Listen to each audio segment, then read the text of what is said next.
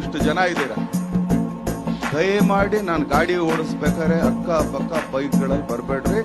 ನಿಮ್ಮ ಪಾದಾರವಿಂದಗಳಿಗೆ ನಾನು ಕೇಳ್ಕೊಳ್ತಾ ಇರೋದು ಏನಕ್ಕೆ ಅಂತ ಹೇಳ್ತೀನಿ, ಕೇಳ್ರ ಏನಕ್ಕೆ ಅಂತ ಹೇಳ್ತೀನಿ. ಇಲ್ಲ, ನೀವು ಬರೀ ಒಂದು ಮೊಬೈಲ್ ಅದೊಂದು ಹಿಡ್ಕೊಂಡು ಒಂದು ಲೈಕ್ಸ್ ಒಂದು ಕಮೆಂಟ್ಸ್ ಫೋಟೋ ಇಂದ ಜೀವನ ಹಾಳು ಮಾಡ್ಕೋಬೇಕು. ನಾವು 110, 120 ಹೋಗ್ತಾ ಇರ್ತೀವಿ. 110, 120 ನಾವು ಗಾಡಿಲಿ ಓಡಿಸ್ತಾ ಇರ್ಬೇಕಾದ್ರೆ ಪಕ್ಕದಲ್ಲಿ ಬೈಕ್ಗಳಲ್ಲಿ ನೀವು ಬರ್ತೀರಾ? ಯೋಚನೆ ಮಾಡ್ರೆ. ನನ್ನ ಹಾಳಾಗೋಗ್ಲಿ, ನಾನು ನೋಡದೇ ಇದ್ರು ಪರವಾಗಿಲ್ಲ.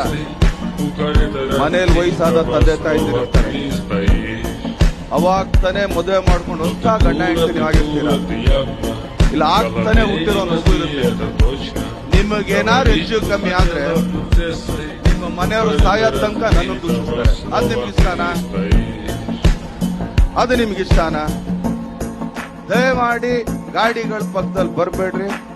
ದಯಮಾಡಿ ನಿಮ್ ಪಾದಗಳಿಗೆ ನಾನು ಇಲ್ಲಿಂದ ಕೇಳ್ಕೊಳ್ತೀನಿ. ಯಾಕಂದ್ರೆ ಇದೊಂದು ಮೆಸೇಜ್ ಇರ್ಲಿ ನಿಮ್ಗೆ.